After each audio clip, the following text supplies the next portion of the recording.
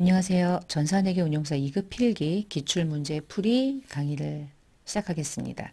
전체 시험 과목은 두 과목으로 나누어져 있고요. 재무회계 20문항, 원가회계 20문항, 기출문제 풀이는 이게 순차적으로 해서 40문항을 풀어볼 예정이니까 회차마다 보시면서 문제 풀이하시고 시험을 대비하시면 되겠습니다. 자, 올려드린 PDF 자료를 보시면 맨 첫 번째 강의에서는 22년도 기출문제 중에서 1회 분차, 첫 번째 기출문제라고 생각하시면 되겠어요. 실제로 기출문제를 외부에 오픈하진 않고 예전의 기출문제들을 이제 22년도 버전으로 조금 수정해서 여러분이 시험을 대비한다고 생각하시면 되겠습니다.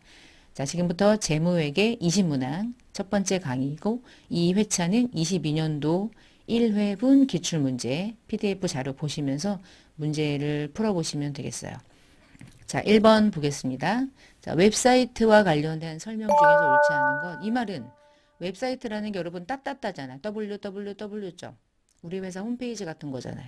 근데 웹사이트가 우리 재무회계에서는 요건을 충족하면 뭐가 되냐면 보이지 않으나 무형자산이 될 수 있거든요. 웹사이트 원가. 그럼 1번 좀 옳지 않은 걸 찾는 거예요. 자체적으로 개발하는 웹사이트는 무형자산의 조건을 모두 충족하지 않더라도 무형자산을 뭐 이거는 공부하든 안 하든 생각해 보시면 무형자산의 요건을 모두 다 충족해야지 무형이지 모두 충족하지 않더라도 무형이 될 수 있을까? 절대 그렇게 될 수가 없겠죠. 그렇죠? 그리고 자체적으로 개발했기 때문에 모든 요건을 충족하지 않으면 우리가 기본적으로 자산의 요건을 충족했다고 보질 않아요. 1번이 옳지 않아요. 답은 나왔지만 나머지가 왜 맞느냐를 보는 게 중요하니까. 두 번째, 웹사이트 하드웨어와 관련한 어떤 구매, 개발, 운영을 위한 지출이 유형자산 기준서에 따라서 회계 처리된다. 유형, 무형자산을 한꺼번에 집계한 기준서에 따라서 회계 처리한다. 맞는 설명이고요. 유형이나 무형을 다 묶어서 뭐를 하는 자산이라고 봅니까? 감가상각한다 이렇게 부르죠. 감가는 유형일 때, 상각은 무형일 때 부르는데 포괄적인 기준서는 동일해요. 세 번째, 기업의 웹사이트를 호스팅하는 인터넷 서비스 공급자에 대한 지출은 용역의 제공 시점의 비용으로 처리한다. 지금 인터넷 서비스 공급자에게 어떤 호스팅을 맡기고 그와 관련해서 용역에 대해서 제공받으면 그와 관련해서 대가를 지불하겠죠. 그 대가를 지불하는 것은 일반적으로 비용이죠. 얘를 자산으로 처리할 수 있겠습니까? 웹사이트 원가는 그 자산을 통해서 매출이 발생될 거라고 예상되는 지출되는 금액을 일정 요건을 충족했을 때 모든 요건이겠죠. 자산으로 처리해 놨다가 일단 일정한 기간 동안에 걸쳐서 상각이라는 방식으로 이제 비용 처리할 뿐이에요. 뭐 호스팅하는 업체에게 주는 거는 일반적인 무조건 비용입니다. 네 번째, 기업이 내부 또는 외부 접근을 위해 개발한 자체 웹사이트는 내부적으로 창출된 무형자산이 될 수 있다. 이게 뭐냐면 접근을 해서 이 웹사이트를 가지고 그냥 우리 회사를 알려주는 광고 목적의 웹사이트는요, 무형자산이 될 수 없어요. 그러니까 접근해서 뭐 하는 거죠? 접근을 해서 그 사이트를 통해서 무언가 기업의 매출이 발생될 거라고 예상되는 웹사이트에 들어간 어떤 구축하기 위한 대가. 그 원가를 자산으로 처리하는데 그 대표적인 게 인터넷 여러분 서핑 같은 거 하시잖아요. 쇼핑하실 때 들어가서 보시면은 그 인터넷이라는 공간 안에서 웹사이트라는 그 공간 안에서 여러분이 어떤 원하는 물건을 소비하게 되고 여러분이 소비하면 그 웹사이트의 그 주인은 그러니까 회사겠죠. 그 기업은 매출이 일어나잖아요. 그러니까 그 웹사이트를 구축하기 위해 들어간 돈이 어마무시할 거고 그 대가를 한 번의 비용이 아니라 이후에 몇 년이라는 기간 동안 매출을 촉진해 줄 거니까 그것을 원가로 잡아서 자산 처리했다가 감가상각을 하는 거예요. 여기서 말하는 그 내부적으로 접근하거나 외부적으로 접근을 위해서 발생하는 어떤 개발 자체의 웹사이트도 내부적으로 창출된 무형자산으로 볼 수 있다. 깊이 있게 설명하진 않았지만 왜 나머지 2, 3, 4번을 정확하게 이 문구들을 외워야 되냐 물어보면 문구를 외운다기보다 여러분 읽어보니까 느낌이 오잖아요. 다 문구 모든 것들을 다 암기하기는 어려워요. 3급과 2급의 차이점은 2급은 일반적으로 범위가 2배 정도가 늘어난다는 거예요. 3급보다는. 그러니까 왜 틀렸냐를 완벽하게 아셔야죠. 그렇죠? 이 문장에서 정답이 아닌 거니까 2급도 매우 매우 어려운 부분까지 여러분에게 디테일하게 물어보진 않아요. 그러니까 1, 2, 3, 4번 이 지문 중에 적어도 이 정도는 이해하겠지 정도의 답을 여러분에게 유도합니다. 자, 답은 1번. 두 번째, 결산하는 날 재무상태표에 들어가는 자본 총액이 얼마냐는데 이 자본이라는 건 1번 자본금, 2번 자본잉여금, 3번 자본 조정안 까고 4번 기타 포괄 손익 누계 플러스 마이너스도 플러스 마이너스하고 마지막에 이익잉여금이잖아. 자, 보통주자본금, 우선주자본금 둘 다 자본금에 들어가는 거죠. 50만 원은 자본금에 들어가고 주발초는 자본잉여금이니까 9만 원 자본잉여금 가산조정 들어가고요. 자기주식은 자본조정인데 자기주식은 마이너스로 기재가 되죠. 차감 계정이니까. 그럼 59만 원에서 5만 원을 차감하면 54만 원이 되겠네요. 이 자본, 이 합계 금액이 자본인 거잖아요. 그쵸? 답은 4번 54만 원 하시면 되겠습니다. 자, 밑으로 내려가서 3번 문제. 상공은 사용하고 있던 기계장치가 있었대요. 취득은 500이고 누계액은 150이었대요. 그러면 현재 잔존가액은 350이죠? 근데 나는 새로운 기계장치랑 교환하면서 100만 원을 지급했대요. 그리고 새 기계는 공정가치가 500이래요. 다음 중 기계장치를 교환하는 분계로 옳은 걸 찾는데 이 거래는 상업적인 실질이 없다고 가정하래요. 그러니까 상업적인 실질이 없다는 얘기는 이 거래를 일반적으로는 그냥 그 같은 자산끼리 교환한 걸로 보란 얘기인 거죠. 동종 자산끼리. 그러면 얘를 회계 처리하는 방식이 이렇게 하는 거지. 내 자산에 대한 원가와 내 자산 원가 500, 내 자산의 누계액이 반제가 되고 내 자산의 원가 반제되고 그러면 차변에 뭐가 옵니까? 350만 원이 뜨죠? 일단 여기까지. 요거 보지 말고 그럼 350이 뭐야? 내가 새로 받아온 자산의 원가로 보는 거죠. 동종자산의 교환은 내가 나의 제공한 자산의 장부가액으로 인식하니까. 그러면 새 기계는 350인데 여기다가 그러나 이걸로 끝난 게 아니라 현금을 줬대요. 현금 준 게 뭐죠? 기계를 100만 원은 돈 주고 산 거잖아요, 결국에. 그치? 그러니까 장부가액만큼이 원래 기계인데 대가를 지급한 금액만큼을 기계장치를 취득하기 위해 들어간 대가니까 원가에 포함시켜. 답은 기계장치는 450을 잡아야 되는 딱 보니까 얘밖에 없네요. 그쵸? 기계장치 450, 내 기계는 500짜리가 죽었고 감가상각 누계액은 내 자산의 누계액이니까 150이 상계되고 그리고 대변에 현금 나간 것을 포함해서 기계장치 원가에 포함시키는 거죠. 우리가 동종자산은 제공한 자산의 공정 장부가액이고 이종자산은 제공한 자산의 공정가치죠. 그렇죠? 지금은 같은 자산끼리 교환하는 거 상업적 실질이 없다는 얘기는 동종으로 보라는 뜻 이렇게 이해하시면 되겠습니다. 답은 1번이고요. 자, 내려가서 4번 세 가지의 전표를 채택하고 있다. 다음에 계정에 기입되는 전표 중에 얘는 어디로 가고 얘는 어디로 가냐 이건데 현금이 들어왔다는 얘기잖아요. 그러면 입금 전표고요.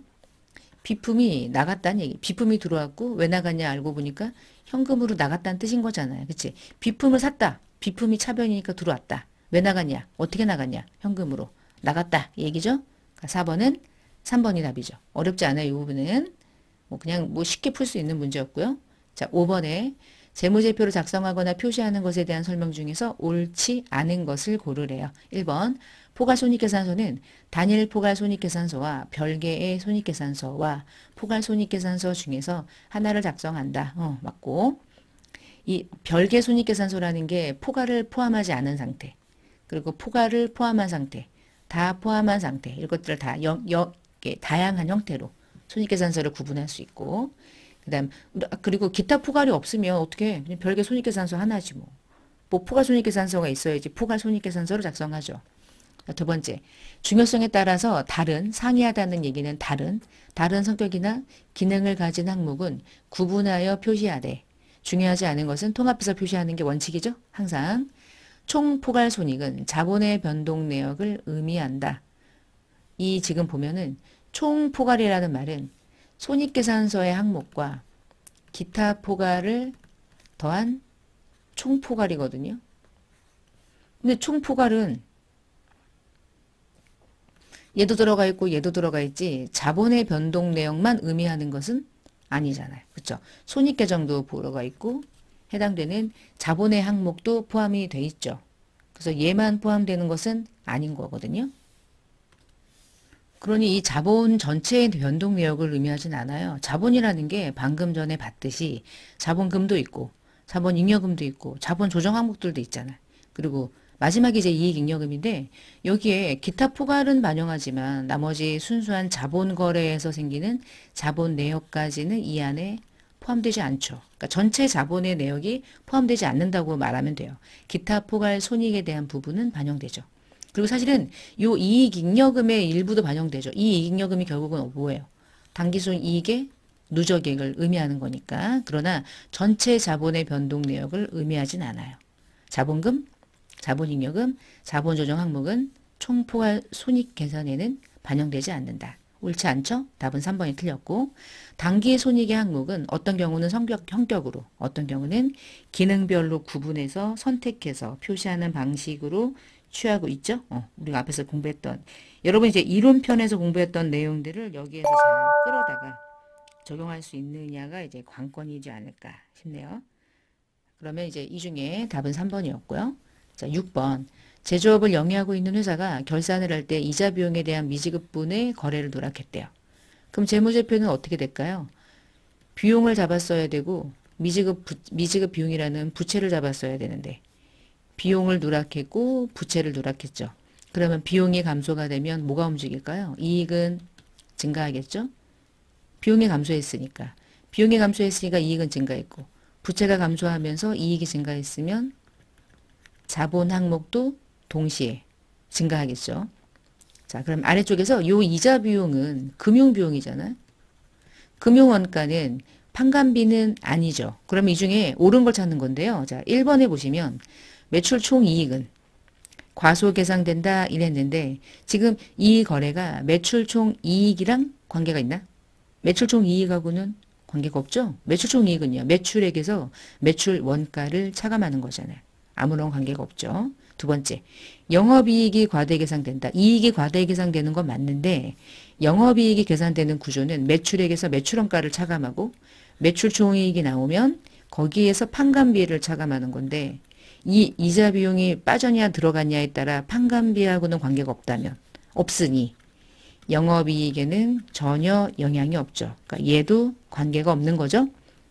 자, 부채가 누락이 되긴 했는데 이 부채는 미지급 비용이라는 부채거든요.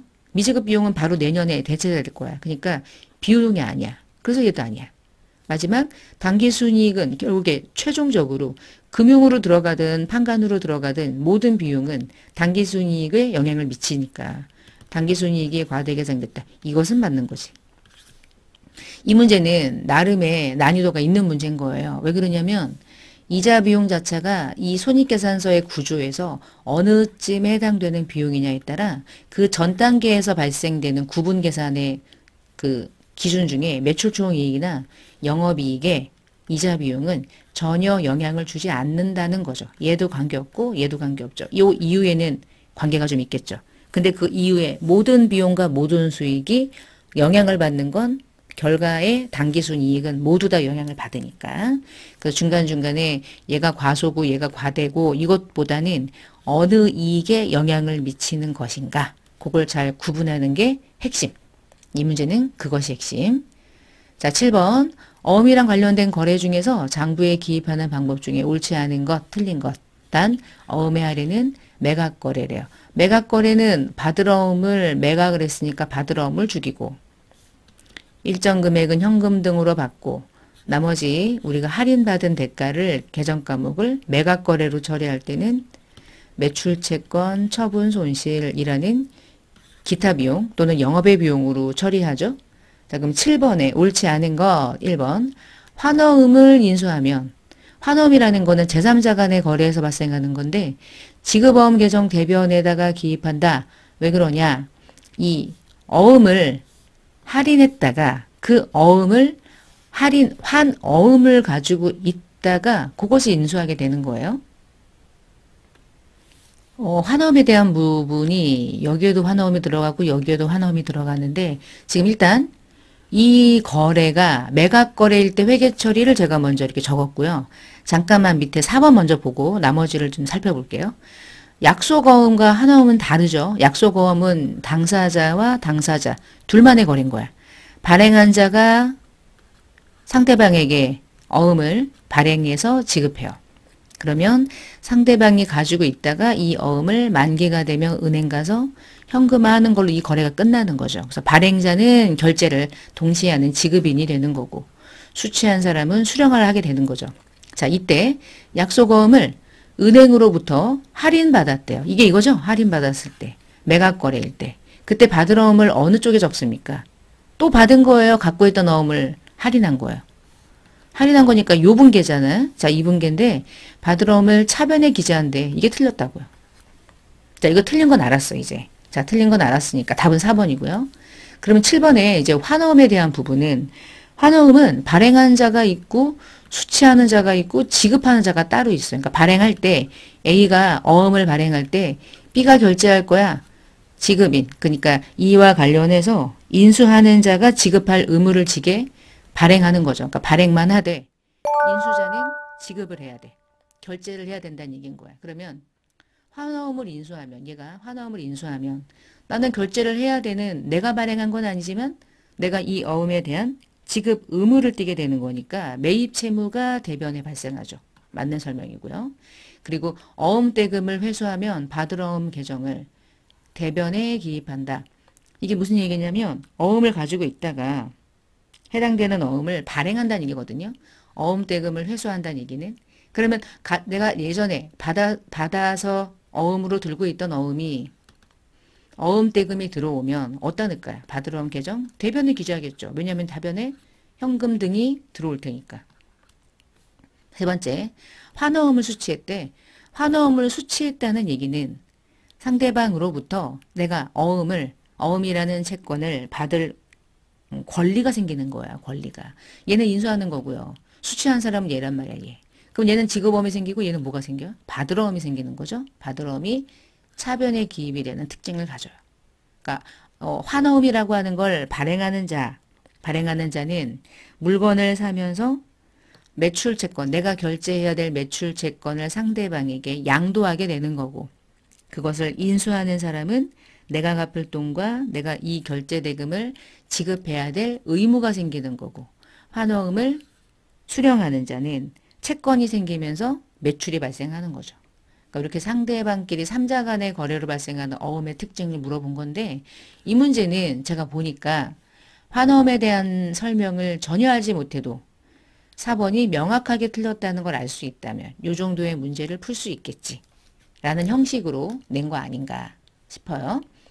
자, 그다음 8번으로 가서 다음의 자료를 참고해서 기능별 손익계산서에 대해서 영업이익을 계산했을 때 옳게 설명하고 있는 것을 구해보세요. 그러면 손익계산서에 대한 특징 중에서 기능별은 매출에서 원가를 까고 매출 총이익이 나오는 일반적인 손익계산서의 구조죠. 성격이 아니라 종업원급여를 따로 묶고 그렇게 하는 게 아니잖아요. 그럼 영업이익은 매출에서 일단 매출원가를 차감해. 그래서 나오는 금액이 매출 총이익이죠. 140 여기부터 매출 총이익에서 판관비를 차감하면 얘란 말이야. 그럼 이 중에 판관비 얘 맞죠? 통신비 맞죠? 근데 기타 대손은 영업이랑 관계가 없으니까 판관비로 해당되지 않는다고 보는 거고 유형자산 처분이익은 영업이랑 관계가 없는 수익이니까 얘도 고려 대상이 아니죠. 그러니까 110만 원에다가 15만 원을 더한 판관비의 금액은 125만 원이 되니까 영업이익으로 발생되는 금액은 15만 원이 되죠. 답은 2번. 이건 꽤 쉬운 문제. 그 다음에 9번. X1년도 7월 1일에 100만 원을 5년간 차입했다. 매년 6월 30일에 균등액으로 상환하기로 했다. 차입금의 연이자율은 6%, 6개월 단위로 이자를 준다. 그러면 7월 1일이니까 12월 말일자로 은행에 빌린 돈에 대한 이자를 비용으로 발생시켜야 되는데 이때 X2년도 12월 말 결산을 할 때 은행 차입금은 재무상태표에 어디로 들어가느냐. 자, 그러면 이자를 구하실 필요는 없고 지금 문제는 7월 1일에 100만 원에 5년간 차입한 대가는 원래는 비유동이잖아요. 원래는 비유동인데 자, 12월 말일자에 지금 요 7월 1일부터 7월 말 12월 말일이 되면 딱 몇 개월이 흘렀냐면 6개월이 흘렀잖아요. 그러면 100만 원 중에 5년간 차입해서 5년간 빌리는 거니까 매년 6월 30일자에 균등액으로 갚아 나가는 거니까 이자를 6개월 단위로 주는 거고 상환은 매년 6월 30에 균등액으로 상환하는 거니까 잠깐만 다시 자 그러면 이 X 2년도 12월 말 결산 시점에 이 차입금이 재무상태표에 어떻게 들어가느냐를 보려면 먼저 X 1년도 12월 말일까지는 뭐 상환할 대가가 없죠. 그러면 X 1년도 결산까지는 그냥 100으로 전체가 이제 비유동이었을 거고 자 문제는 이제 X 2년도 12월 말일인데 이때부터 1년이 경과되는 시점이 X 2년도 6월 30이죠. 그러면은 100만 원을 5년간 상환하니까 20만 원은 한번 상환을 했을 거고 그럼 X 2년도 12월 말 현재 남아있는 부채 잔액은 80이죠. 자, 일단 이 상태인 겁니다. 그러니까 현재 지금 얼마가 잔액으로 남아있냐. X 2년도 기말엔 80만 원이 부채인데 이 부채를 X 2년도 기말에 외부정보 이용자들한테 보여줄 때 어떻게 보여주냐면 80 중에 X 3년 6월이 되면 상환할 대가가 이 중에 또 20이죠. 그러면 그 20만 원은 내년에 상환할 대가니까 뭐예요? 요건 유동이고요. 80만 원 중에 나머지 60만 원은 이제 3년간 갚아 나가야 되는 차기 이후의 상환액이니까 요건 이제 비유동이 되겠죠. 그러니까 유동부채로 들어갈 돈은 20이고요. 비유동부채로 남겨놓을 잔액은 60만 원. 그럼 9번은 답이 2번 이렇게 되겠네. 그럼 여기서 뭐 이자율 괜히 읽었네. 그치? 이자는 계산할 필요가 없으니까. 근데 만약에 기말 현재 네가 이 차입금에 대한 이자 비용을 기간이 경과된 분에 대해서 미지급된 이자를 결산에 반영하는 기간 경과된 이자를 결산에 반영하시오 라고 했다면 100만 원에 6%를 곱하는데 이 6%를 6개월 단위로 이자를 주는 거니까 이자는 6개월 단위로 주네? 1년 단위로 안 주고 그러면 6%를 곱한 다음에 다시 6개월 동안의 이자를 구해서 결산에 반영할 수는 있겠죠. 근데 이거는 이자까지 구할 필요는 없었던 문제라서 저도 괜히 6개월 단위 요걸 보자마자 6개월 단위로 이 부채를 상환하는 건가? 라고 하는 오해를 초반에 좀 했네요. 1년에 5년간 상환한다. 이렇게 보시면 되겠네요. 그러니까 상환은 5년간 5번에 걸쳐서 하는 거고 이자는 10번 주는 거죠. 그렇죠? 6개월 단위로 해서 5년간 지급하니까 이자는 답은 9번. 아니 9번의 정답은 2번 하시면 되겠고요. 자, 10번 문제를 보시면 결산 시 여기 안에 들어갈 금액 중에 옳은 걸 찾으래요. 뭐 결산 수정하기 전에 현금 및 현금성 자산이 86만 원이 있었대. 오케이. 두 번째, 결산하기 전에 타임 발행 수표 6만 원이 부도 처리가 되었대요. 그러면 타임 발행 이 수표가 6만 원이 부도 처리가 되면 더 이상은 현금으로 분류할 수가 없겠네요. 그러면 차감. 그럼 86만 원에서 6만 원 차감하면 현금성 자산으로 들어갈 수 있는 자산은 현재 80. 자, 마지막. 우표 3,700원을 보관 중이래. 근데 우표는 현금이 아니잖아. 근데 가에 여기에 포함되어 있지 않대.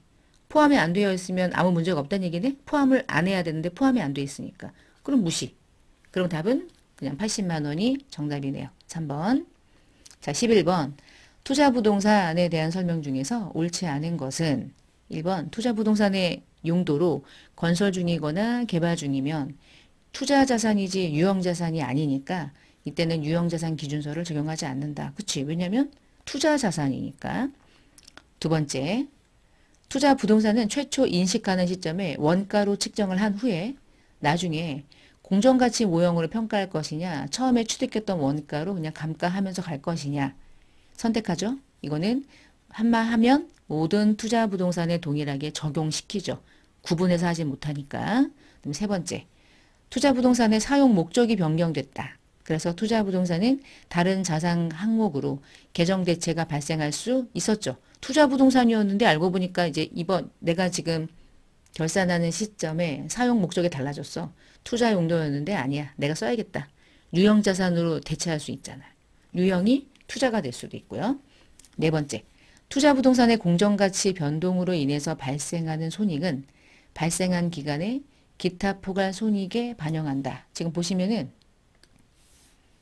공정가치 변동으로 발생하는 손익이 발생하죠. 근데 기타 포괄에 반영하지 않는데 바로 단기 손익에 반영했는데, 그쵸? 답은 옳지 않은 설명 4번이었습니다. 자, 그 다음에 12번 문제. 외상매출금은 미회수된 게 얼마냐는데 너무너무 쉬운 게요. 외상매출금이 미회수란 얘기는 현재 회수되지 않은 잔액을 의미하는 거니까 이 상점으로부터 받을 금액 중에 아직 안 받은 돈이 남아있다는 차월이월, 다음 달에 받을 돈이란 뜻이고, 요 차월이월이 다음 달에 받을 돈이란 뜻이잖아요. 그럼 두 개 더하면 얼마예요? 15만 원. 끝. 이렇게 하시면 되고, 받을 돈. 그 다음에 13번. 상품과 관련된 매매 거래다. 매출 총이익을 구하자. 단 이동평균법을 가정한다. 매출 총이익을 하려면 먼저 일단 매출액 알고 매출 원가를 차감해서 매출 총이익을 구하는 거니까 매출액을 먼저 볼까? 250개를 팔았네요. 300원에. 그러면 250개 300원 곱하면 75,000원 빼기. 그러면 이게 250개를 300원에 팔았다는 얘기잖아요. 그러면 250개는 얼마짜리를 300원에 팔아서 250개를 얼마만큼의 이익을 냈냐 이거잖아요, 지금.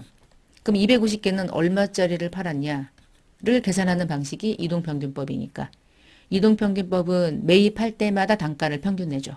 근데 얘는요, 너무 심플하게 준 게 200개를 100원 주고 샀었어. 그래서 이제 2만 원이었단 말이야. 근데 200개를 또 주고 샀죠. 2만 원에. 그럼 4만 원이죠? 그럼 두 개 더한 금액과 이 400개를 나눠서 그때그때 평균 내는 방식이죠. 기말이 아니라 매입할 때마다. 자, 나눠보니까 얼마냐면 하나당 150원 나오네요. 그럼 150원에 팔았다는 얘기잖아요. 250개를 150원에 3만 7,500원? 그러면 뭐 빼면 똑같네. 딱 두 배 팔았고요. 원가는 하나당 각각 50% 남긴 거죠. 답은 2번. 여기에서 매입 단가가 되게 다양했다. 그러면 다 더하고 원가 다 더해서 그때그때 단가를 평균 낸 상태를 오늘 그중에 250개를 판매한 것으로 얼마에 팔았든 300원에 팔았지만 사실은 150원짜리 단가였어. 대응하는 방식이 이동평균법이에요. 자, 이렇게 해서 13번 풀어봤고요. 14번 문제, 재무제표에 대한 설명으로 옳지 않은 것은? 재무제표 전반적인 것을 물어보는 것 같아요. 경제적인 의사결정에 따른 재무상태 성과를 말한다. 재무제표는 재무적인 요소뿐만 아니라 비재무적인 요소도 포함해서 제시하고 있다. 그럴듯한데 재무제표는 재무적인 것만 보여주는 거예요.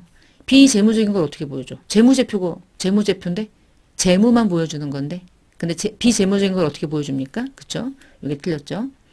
재무제표는 위탁받은 자원에 대해서 경영자가 잘 책임에 의해서 의사결정했는지를 보여주는 결과치, 측정치이기도 하죠. 보고하는 기업의 자산, 부채, 자본, 수익, 비용에 대한 재무 정보를 이용자들에게 보여주는 거예요. 그래서 재무제표시 뭐. 답은 2번이 틀린 말. 자, 15번 부채에 대한 문제 중에 충당부채, 우발부채. 옳지 않은 것. 우발부채는 부채라고 분류하지 않았죠. 걔는 그냥 재무제표에 표시하지 않고 필요하다면 주석에 기재한다. 이게 특징이에요. 1번 유출 가능성이 높지 않거나 유출 가능성이 높더라도 추정이 불가능하다면 우발부채니까 주석에 쓰자. 충당부채가 될 수 없다. 이런 의미죠. 두 번째, 우발자산 중에서 유입 가능성이 높아도 자산으로 처리할 수 없다. 절대 없다. 우발자산은 일반적으로 기업이 재무정보를 보여줄 때 자산으로 요건 충족하지 않은 것으로 봐요. 아무리 유입 가능성이 높아도 됐어. 주석에나 적어. 자산으로 잡지 마. 확실하지 않기 때문에. 3번에 지출 시기, 금액이 불확실한 부채. 유출 가능성이 높아도 추정이 가능할 경우에만 충당부채로 인식하죠. 그리고 충당부채는 제품 보증, 반품, 하자 보수 또는 뭐 퇴직급여 충당 이런 게 있어요. 15번은 2번이 옳지 않은 설명이었고 16번 법인세가 확정돼가지고 납부할 때는 어떻게 분개합니까? 법인세가 확정돼서 납부할 때는 우리가 이미 법인세가 잡혀 있겠지. 그럼 봐요. 중간에 예납했던 법인세가 30이 있었고 결산할 때 법인세가 65만 원으로 추산이 됐대요. 그리고 법인세 비용은 65만 원으로 확정돼서 당좌 수표를 발행하여 납부했대. 그럼 요거를 결산할 때 이렇게 분개한단 말이야. 요거는 좀 어려운 건 아닌데 나름의 의미가 있는 건 기말이에요. 법인세 비용을 65만 원을 잡고요. 이 30만 원은 미리 낸 거잖아. 그러면 선납세금으로 걸려 있었겠지? 선납 법인세 30 죽이면서 기말에 미지급 세금으로 걸어놨다가 실제로 확정돼 가지고 납부할 때 3월 말일쯤에 낸단 말이죠. 납부할 때 미지급 세금 차변으로 오면서 돈이 나가는 거야. 그러면 이때 지금 납부하는 경우는 요걸 말하는 거니까 미지급 법인세가 왼쪽에 오면서 당좌예금이 나가는 16번은 2번이 정답인 거야. 선급 법인세가 차변에 오는 건 요 1번은 요거에 대한 분개. 법인세가 잡히면서 미지급 법인세 30 잡고 당좌 예금이 35만 원이 나가는 분개가 아니고 이때 선납 법인세를 반지했다. 그러면 이렇게 분개하면 요 분개를 갖다 쓰는 거죠. 법인세 비용이 잡히면서 선급 법인세가 전부 65만 원이 아니었던 거죠. 이거는 법인세 대체하는 문제, 법인세 1년의 회계 처리를 물어보는 문제였어요. 자, 17번 투자 부동산에 대한 설명으로 가장 적합하지 않은 것은 몇 번입니까? 투자 목적이어야 되니까. 임대 수익은 투자죠. 장기 시세를 목적으로 토지에 가지고 있는 것도 투자죠. 그다음에 자가 사용을 목적으로 가지고 있대. 목적 사용이야. 사용이면 투자예요, 유형이에요. 유형이죠. 지금 쓰든 안 쓰든 목적이어서 건설 중이든 아니든 목적 자체가 사용 목적이니까 투자가 될 수 없죠. 운용 리스로 제공하기 위해서 빌려주려고. 그러니까 이건 내가 사용할 용도가 아니니까 그것은 투자인 거지. 유형이 될 수 없는 거죠. 이 중에 투자가 될 수 없는 것은 3번. 왜냐하면 얘는 유형이니까. 18번. 다음 중에서 현금성 자산에 변동을 주는 것. 자기합수표였는데 현금으로 교환했대. 둘 다 현금성 자산이니까 관계없고. 보통예금하고 현금하고 왔다 갔다. 둘 다 현금성 자산. 당좌예금에서 수표로 왔다 갔다. 둘 다 현금성 자산. 보통예금은 현금성 자산인데 정기예금은 단기 금융상품이니까 얘가 어쨌거나 일정 금액에 영향을 주겠죠. 보통예금이 감소되는 영향을 주겠죠.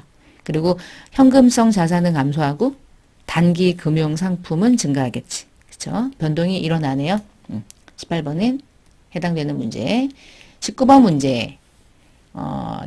공채를 947516에 취득을 했대.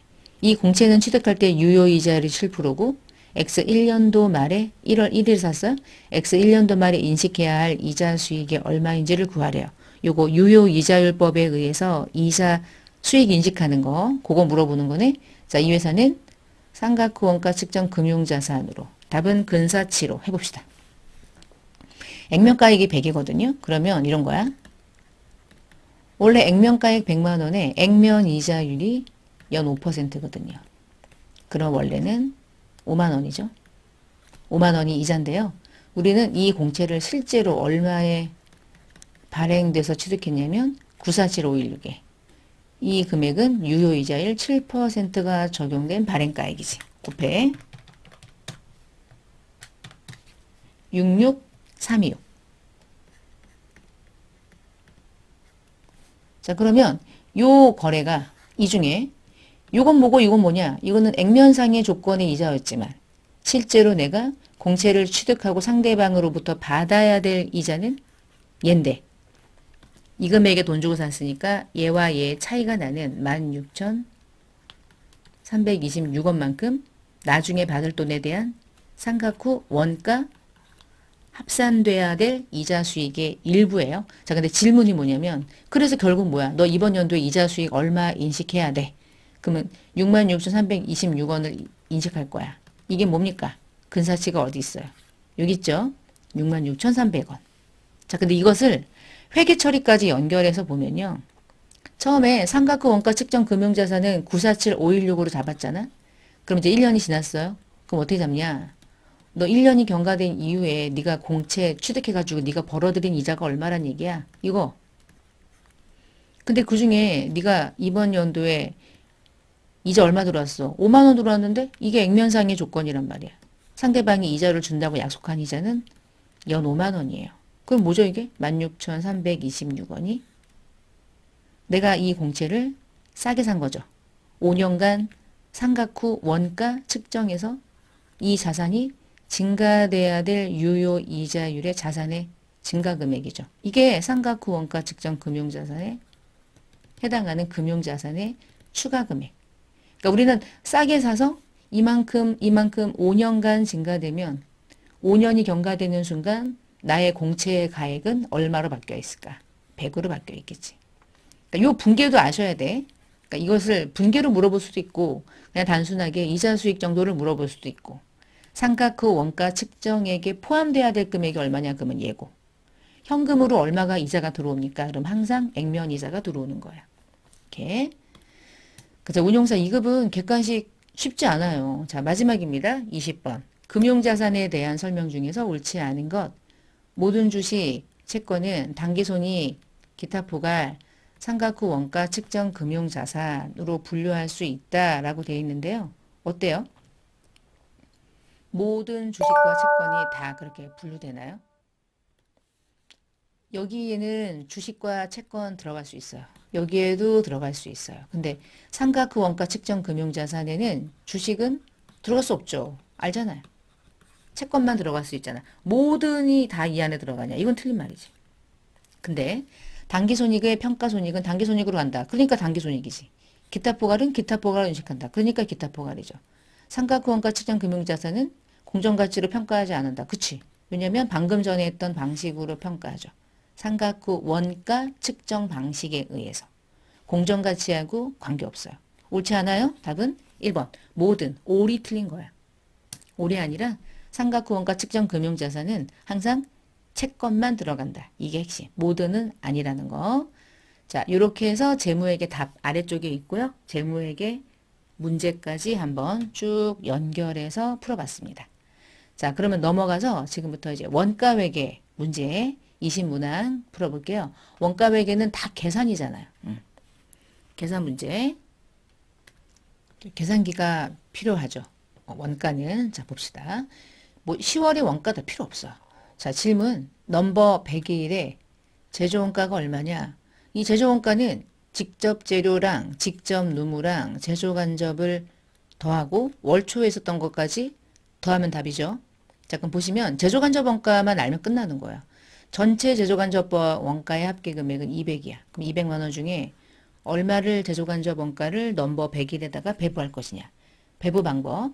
제조간접 원가의 배부 기준은 직접 노무 원가법이래요. 그러면 직접 노무 원가법이라는 건 뭐냐면 전체 직접 노무 원가가 100인데 100만 원 중에 넘버 101번이 차지하고 있는 금액의 비율만큼 배부한다. 딱 보니까 100만 원에 65만 원이면은 65%죠. 그러면은 200만 원에 65%, 200만 원에 65%만큼을 200만 원에다가 65%를 곱한 금액을 101번의 제조간접 원가가 발생된 것으로 보겠다는 뜻이죠. 얼마가 들어가요? 130. 200만 원 중에 65%는 101번에다가 35%는 102번에다가 배부하겠다는 뜻이잖아. 얘는 배부할 필요가 없고 우린 얘만 하면 되니까. 그리고 다 더하시면 답이죠. 이렇게 해서 35만 원에 65만 원에 130만 원 더하시면 답은 234번이 답. 제조간접비 배부하는 문제였어요. 22번 종합원가에 대한 설명 중에서 옳지 않은 것을 고르시오. 1번 종합원가의 단위당 원가는 발생된 모든 요소를 집계해 단기 총제조 원가에다가 기초제공품의 원가를 가산한 후에 그 합계를 완성된 것과 기말제공품에다가 안분해서 배분하는 것이고 완성품의 총 원가를 계산하고 제품 단위에다가 배분하여 산정한다. 틀린 말 있어요? 없죠. 두 번째, 종합원가 계산은 다른 종류의 제품을 개별적으로 생산하는 생산 형태에 적용하고 제조지시서별로 산정한다. 이 방식은 종합이 아니라 어디 써 있어? 개별. 개별 원가 계산이죠. 이 문제가. 이게 틀렸죠. 설명이. 3번